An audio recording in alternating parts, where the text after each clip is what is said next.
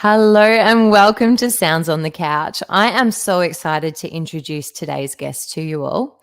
Dr. Catherine Strong is the Program Manager for the Bachelor of Music Industry at RMIT University.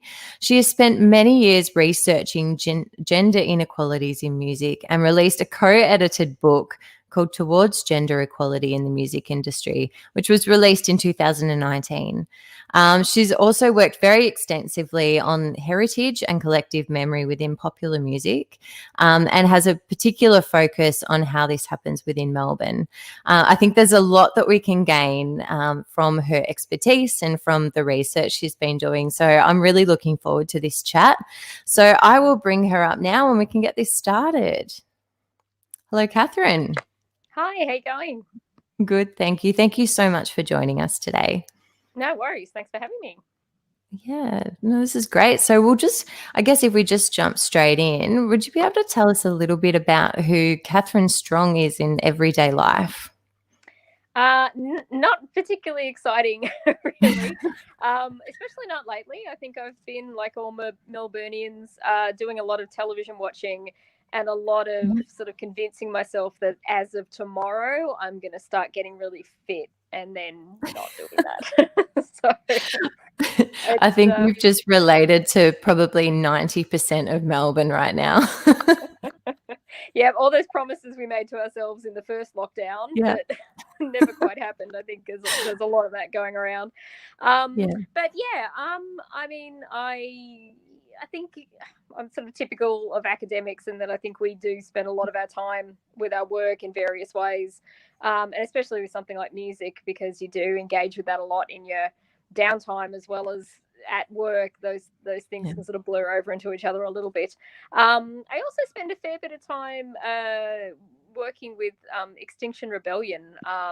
So, doing a lot of protests, being on the streets a fair bit, because I think, doing something about issues with the environment is definitely something else that I feel pretty passionate about. Yeah, no, that's really great.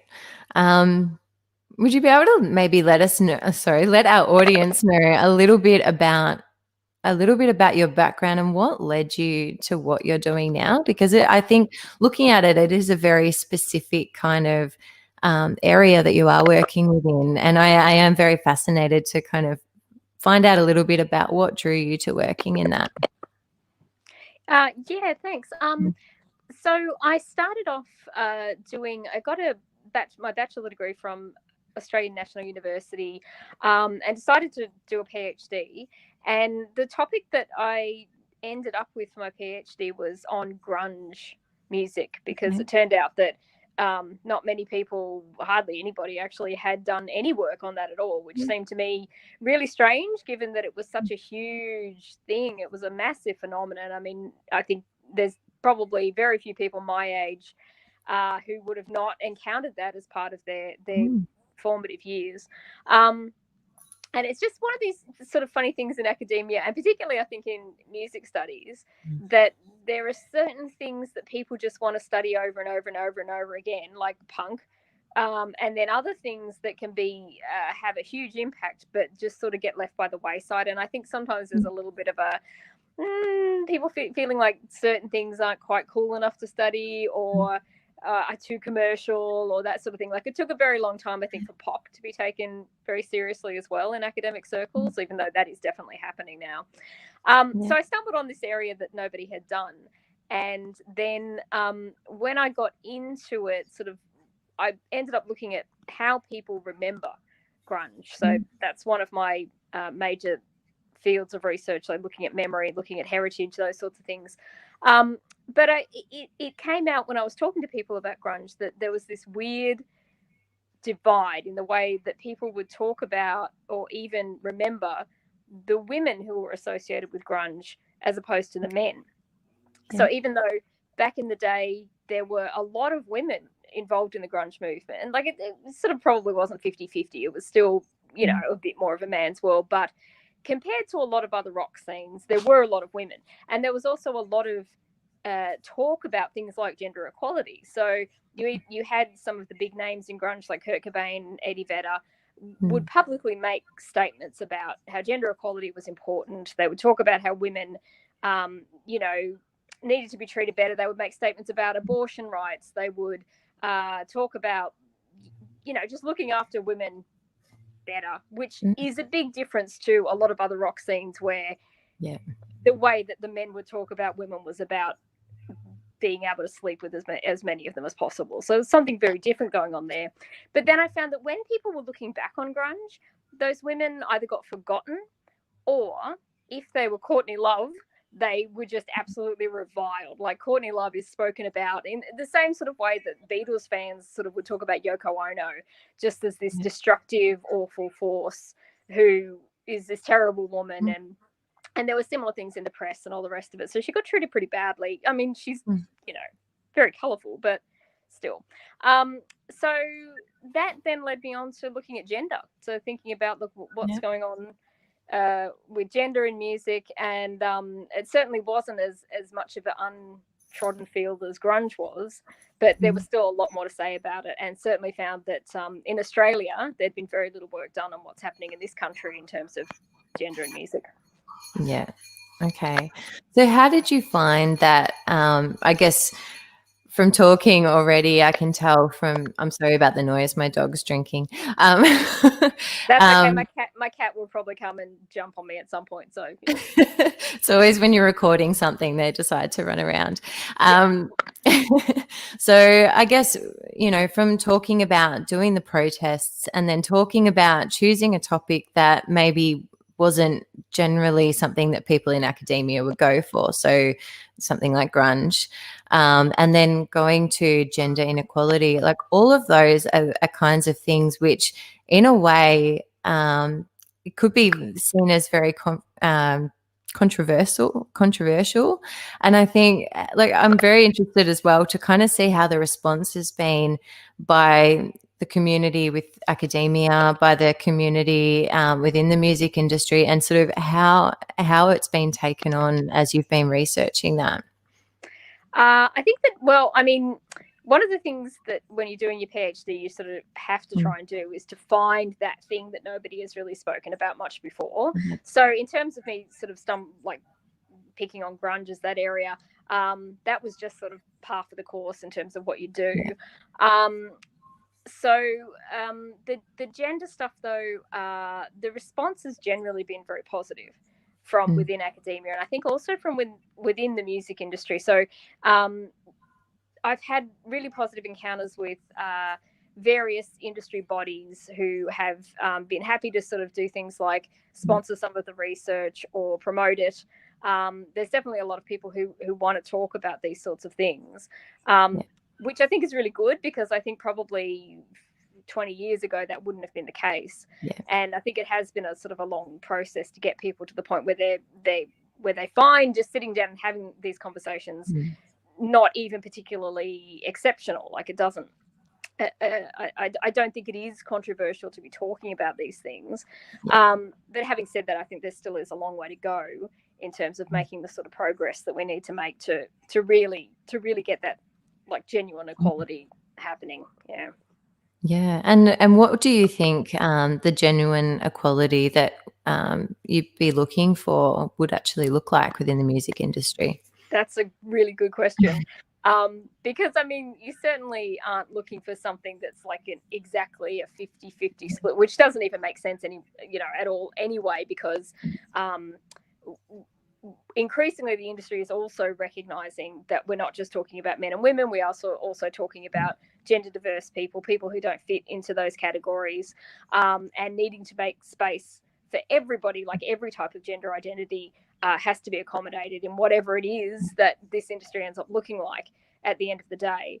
So some people sort of suggest that you use things like quotas. So, for instance, you could have a festival, like a rule that says every festival has to have like a 40-40-20 split. So, 40% men, 40% women, 20% non-binary, or other ways that people might identify as well. Plus also that 20% gives you that leeway as well if you don't have exactly the 40 and the 40. There's a lot of controversy around those sorts of ideas. People, of course, will always straight away jump to this idea that, oh, but does that mean that people who aren't the best people aren't going to get the job? Which I could talk about at length if you'd be interested in hearing like what I have to say about that. Yeah. I think that is one of the things that people go to straight away when people start to talk about like we need more gender equality in the music industry.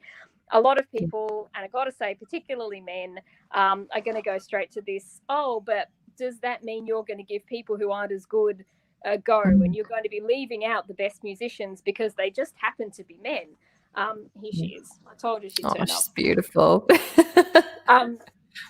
But the problem is, of course, that if you start with a system where women are excluded from the outset, you are essentially giving men a leg up in the first place. So a lot of the people who will have been getting opportunities are going to be men who may not be as good as some of the women who have been left out on the sidelines because they didn't have the mates in the right places, or because they never got a chance to play in the first place because they were so intimidated and so put off by some of the attitudes that they had encountered every time they would go into a record store or a music shop, or go backstage and find people saying, oh, are you here for your boyfriend? Which is a story that so many women musicians tell. The story about the road crew thought I was someone's girlfriend, and the story about going into the music store to buy an instrument, to buy guitar strings, and being told that, oh, are you here with your boyfriend again? Or, oh, you must need these acoustic guitar strings because women don't play electric guitar. Just all of these things. Like, women are just constantly encountering these little barriers, and sometimes really big barriers as well, because I don't think we can understate the fact that those things I've just described are annoyances that put people off, but there's also the other stuff, which is around actual assault, sexual assault, violence against women, which happens, I think, probably a lot more than we realise in the industry as well. So there's a lot of things sort of standing in the way of women just getting a go in the first place. So this idea that the music that we hear must be the best music because that's what sort of made it through, and that's the people who got onto the stage, is really, really vastly underestimating the power that all of these social things have to dictate who can end up in that position and who can't. So this idea that music is a meritocracy, it absolutely isn't. So I think that that's the first thing you have to push back against. In terms of what it looks like then to be equal, I mean, you know, maybe quotas are going to be useful in some instances. I think there's a big conversation to be had about how men change their attitudes and are better allies. Like, because I know there are a lot of men who do want to see things change, but them thinking a bit more about what they can do to bring that about is important. And I think finally as well, there's a much harder thing that also needs to happen, where the idea of what a musician is or could be still needs to shift so that all sort of types of people and all types of expression are sort of equally valued, because we have spent a very long time venerating and putting on a pedestal the sort of white guitar god, even though guitars are sort of falling by the wayside completely these days. For such a long time, that was the figure that everybody sort of looked up to in the music industry, and it does take a long time to sort of shift that idea in people's heads about what is the hero, what does the hero look like, you know, what sort of things does the hero do, and that's a long, slow process. Yeah. Do you think that there's also some level of, I mean, I've done a little bit of research into different ways that men and women think and believe concepts and things that come their direction. And do you think that there's an element of maybe also training into towards women about ways that they can handle not so much that they can handle what's coming at them, but the mindset, the belief that's behind it as well? Because I know that from what I've seen, the way that women process as well can be a big hindrance in some of that area. Yeah, I think, are Yeah. you sort of getting at the sort of confidence thing? Yeah, I The wasn't putting question it that, across very well. no, no, you Yeah. know, that's fine. Yeah. Yeah, so definitely yes. I mean, there are Mm. things that women can do to present themselves differently, and certainly to it's something that I have to admit I've tried to do in my own career as well. Is that Mm. sometimes when something's at stake, I think, okay, well, if I was a guy, what would I do? And it enables me sometimes to just sort of put myself forward and make grand, bold statements about, you know, I'm so good at this, or I'm like the best person for the job. I found that quite helpful, and I think that Yeah. there's a lot of things going on out there at the moment that are like mentorship programs, where it's about getting women to believe in themselves more, and putting them in a position where they can speak about themselves in a way that is similar to the way that men do it. That's really good. I think there are some lines of thoughts about that stuff though that just are some little like words of caution around it, which is Yeah. that first of all, there is a school of thought that says like asking women to be more confident is sort of like this Mm. neoliberal way of turning the issue back onto the women by saying, Yeah. look, if you just behave differently, then this stuff would all not be a problem anymore. So rather than asking like, oh, the whole system is actually stacked against you, and you know the men are doing these things and you're not getting Mm. those advantages, but if you just were different, then it would be Yeah. okay, right? So that's sort of like a, I don't think I want to go so far as to call it victim blaming, but it definitely is sort of pushing back Yeah. the question on to the people who are the ones who are being affected the most. There's that, and there's also just the fact that, like, in some of the research I've done, it was some of the women we've spoken to have also suggested that because there is still such a fixed set of ideas about the ways that men and women should behave, sometimes doing that stuff can actually backfire on women. So Yeah. a man can sort of stride into a room and be like, I am the greatest. I have done these things. You must give me a job. Mm. And be seen as, oh, wow, that's like really confident and sort of inspiring. Wow, he must really know what he's doing. A woman who does exactly that same thing can sometimes be interpreted as pushy or Yeah. as being a bit, you know, too full of herself. Like, the way that men and women, when they do the same thing, they are interpreted in different ways. Mm. And so there is actually a completely different way of showing confidence, if we want to call it that, of expressing sort of belief in oneself, that women have to try and find a way to navigate that, Mm. you know, also involves understanding the way that people put gender roles onto them. Yeah. So it's quite complicated. And I Very think, yeah, I think complicated. sometimes the sort of, you know, if you just had a good role model and just thought about yourself a bit better, then things would be a lot better for you, is a little bit oversimplistic. Yeah, Yeah. with all these sorts of things, of course, you know, no Yeah. easy fixes, unfortunately. So, how do you think that it varies between different industries? So, when you're looking at other industries and we're talking about gender equality, how do you think the music industry fits into all of that? I think that in some ways we have exactly the same issues as some other places. So we know across the board that motherhood, for instance, is a big barrier to women's career success in pretty much every industry. So it's still that thing where you step away for a while, and when you come back, you've got to play catch up. You've got to your wages in places that have wages aren't the same as the men who have stayed in the industry the whole time. And that's even more complicated with things like the creative industries and music, because being in the public eye and sort of having an ongoing presence in the culture is often something that helps drive your career along. And it can be quite hard to sort of jump back in after an extended absence. You can't just pick up where you left off. And in other parts of the industry, if you're in parts of the industry that are to do with technology, for instance, then picking up with that is even harder again, because that sort of stuff will often move on very quickly. So some of that stuff is standard across most professions that women are in. There's some stuff that's really specific to music.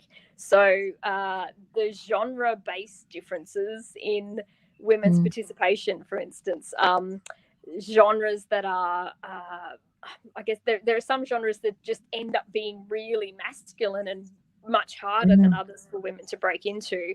And I'm thinking in particular about electronic dance music is still very, very men heavy, and heavy metal. So some researchers did some work on heavy metal a few years ago. They put out a book. It's just called Gender and Heavy Metal Music, I think. And they found that only 3% of musicians in metal bands worldwide were women, which is phenomenally low, like absolutely incredible. Whereas some other genres like pop or jazz or soul, you do get a lot more women, often in vocalist roles, but it varies a lot. In rock, we're seeing a lot more women than we used to, and increasingly women playing guitars, playing drums, doing those sorts of things as well. Yeah. So how do you feel over the last maybe so many years it has changed in regards to women getting more involved? Yeah, it's definitely a lot better. I think that if you think, I could think off the top of my head of like 20 bands that are all women or almost all women. Whereas, if you went back to the 1980s, it would be very difficult. Like you'd be really, having to hunt around to find a lot of women musicians in particular, more women vocalists, but all women bands were few and far between. They were around.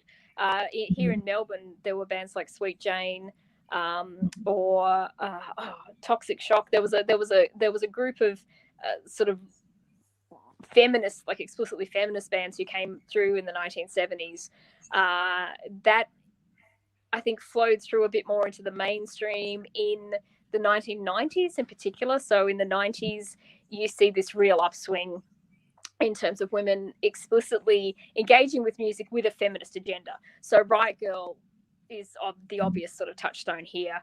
That arose in the United States. A group of women who sort of came out, had an actual manifesto where they said, essentially, we're sick of being pushed to the corners when it comes to gigs. We're sick of not being given the opportunity to get up and play and to sort of talk about our world and the way we experience things. Like we're sick of just hearing, the guys' version of everything. And so they got up, they got on stages, they did the punk thing where it didn't really matter if you were good at what you were playing, if you sounded all that great. It was just about getting the message that you had across. And that was so impactful. Like that really did influence women around the world to go down a similar path. But I think that it was also a point in time where that sort of thing was starting to spring up in various places anyway. Like it was a moment, an idea that's moment had come. And so you saw in the 1990s a lot of, and sorry, some of what I'm saying here is based on some research that I'm writing up at the moment, looking at popular music in Melbourne across the last 50 years. And you see, like when you look at gig guides, when you look at what's being written about in the press at that point in the 1990s, that there is this explosion of nights that are for women musicians to come and play. There are things like training schools for girls to go and learn how to play instruments. There's record labels being set up by women to put out things by women. And all of this sort of work, I think, is helps to start to really normalize having women in the conversation around rock. I think it had started to happen anyway, but this is a point where it becomes very visible and also becomes, I think, more political than it had been before. So the idea that there should be a place for women and that this was an issue that just went beyond, I don't know, who looked good up on stage or whatever, that became very prominent at that point. And I think that has just sort of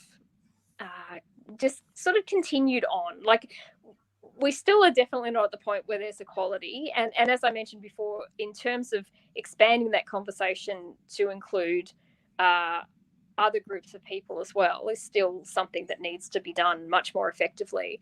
But it's much better It's Yeah. definitely much better. Keeps sort of like moving along. Having said that, every time you look at the statistics, it still is a little bit of a shock that, you know, for instance, we still only have 20% of the people who are claiming royalties from APRA who are people who are women. There's still a long way to go, but, you know, slow and steady, I guess. Yeah. Yeah. Well, looking at it now, what do you think are the biggest roadblocks that are stopping us in moving in the right direction at this point?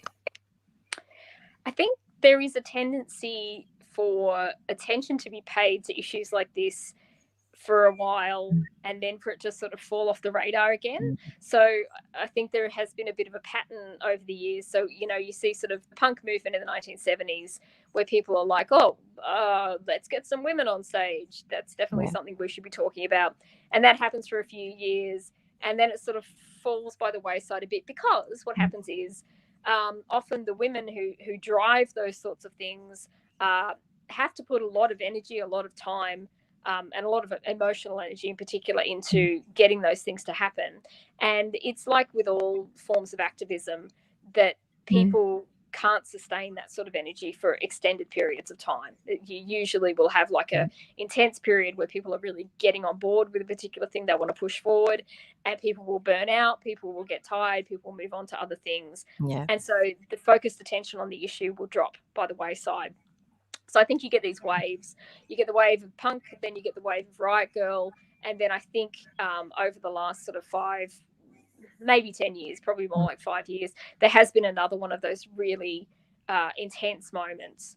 And we've seen in Melbourne, for instance, you had things like the Listen Collective, who came together and again, like set up a record label that was about putting out things by women and gender diverse people, people in the LGBTIQ community. So they sort of expand that conversation out to really actively include other groups as well who are also being marginalized. And so you've had this moment, and then I think the Me Too movement happened as well. So there has been a wider conversation about women's position within culture and the ways in which they have been mistreated or left out and abused. That has again, I think, really brought a lot of people's attention to this issue, and it's been really good in this what I will call wave to see in particular a lot of the institutions associated with music in Australia coming to the table on this conversation. So APRA has done some really focused work. Groups like Music Victoria has been, I think, a world leader probably in some of the policies they've put together. And that these people have sort of listened to the grassroots organisations like Listen and I think moved policy and practices within some of the big organisations in Australia forward, you know, enough to make a bit of a difference. Like not all the way, but it's but I think that does sort of institutionalizing some of this stuff sometimes means that it can't disappear quite as easily as when it is just all sort of on the backs of grassroots activists to do all the work and to keep it in people's minds. Yeah, well, I was going to ask you about who do you think needs to get involved, and I think it's great that you spoke about the policy side of it, because I think in the past there's been a lot of, in those waves, those artists getting on stage and promoting, but I think if it's in policy, that's got to have a little bit more depth. Do you think there's anyone else who can really get involved to drive this further? I think that, I mean, I mentioned before that I think that men who want to be allies, there's always things that they can be doing. I think that men can be doing things like people sort of are talking at the moment about diversity riders.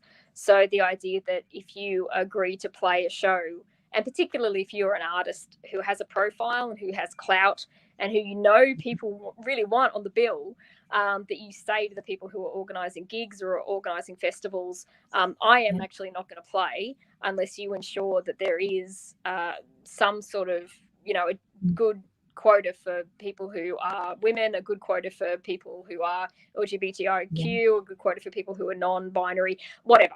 People sort of do their own thing, I guess, in that regard. I don't know if anyone's come up with like a standard diversity rider at this point in time, but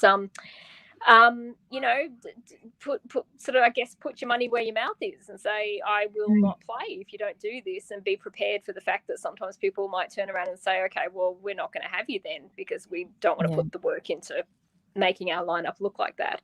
I think being aware of who else you are playing with, and not just sort of floating through the world, not recognizing that every lineup you're on is just white men who are just like you.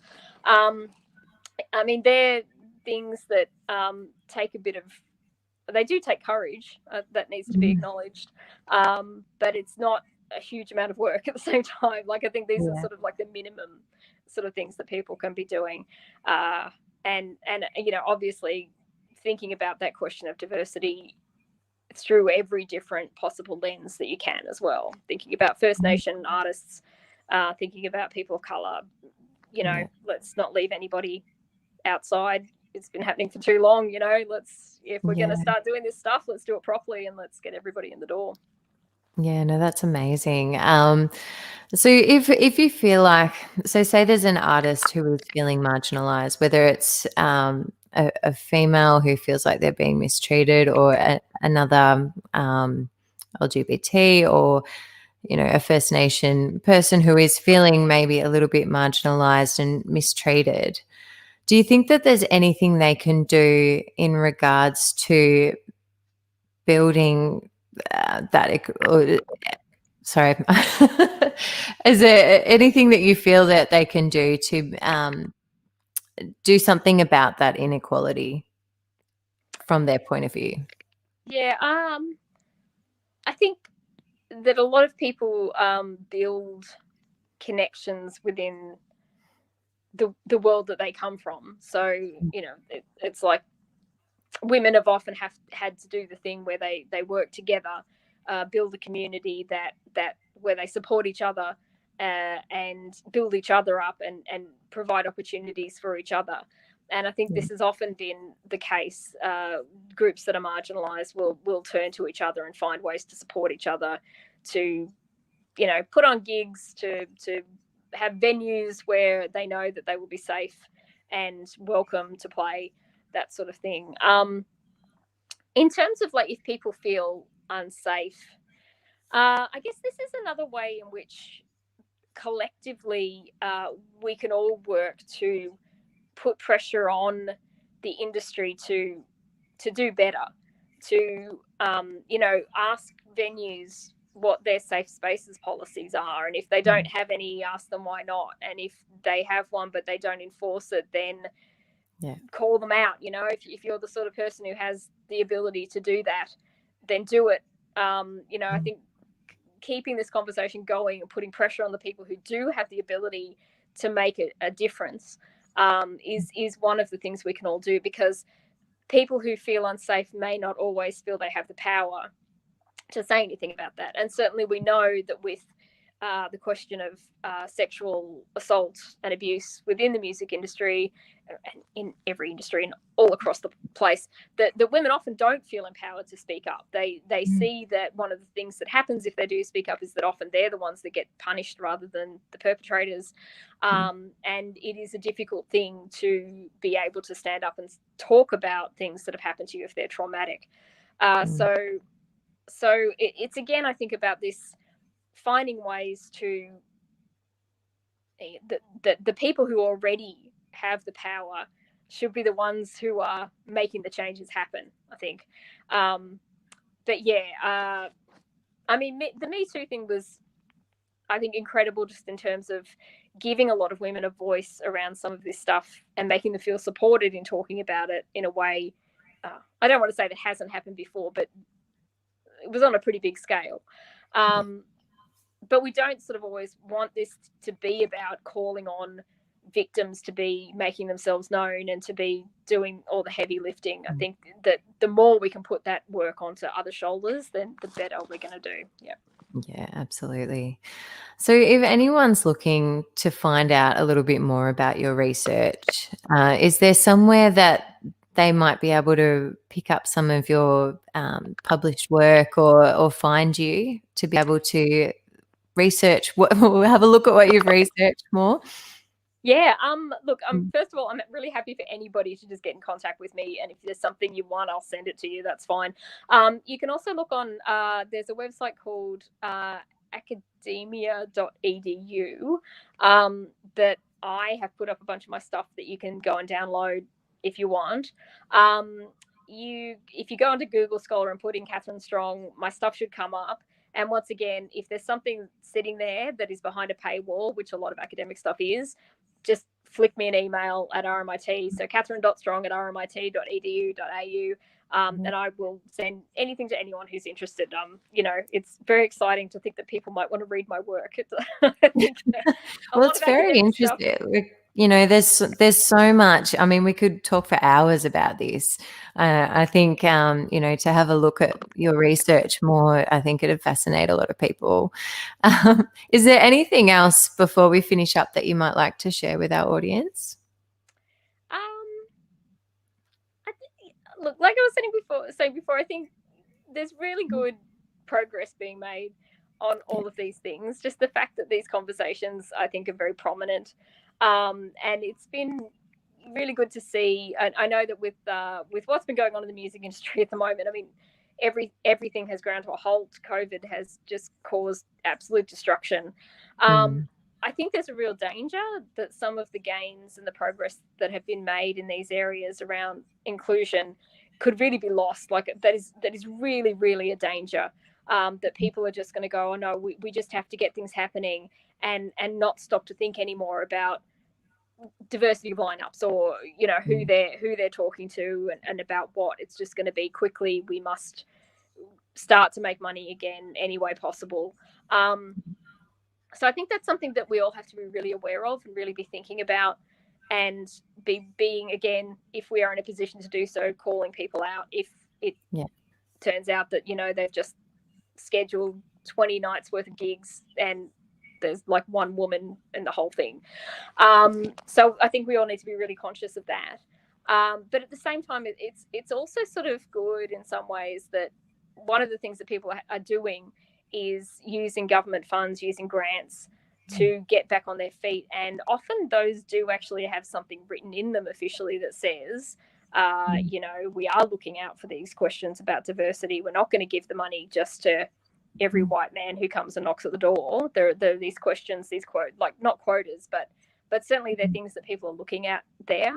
So that could have like some sort of weird unintended consequences in terms of maybe opening up some unexpected doors for people in the midst of this horrific crisis. No, this has been so amazing, and I think that there's a lot to go away and think about. But yeah, thank you so much for spending your time with us today, and I look forward to seeing what's next. Thanks very much.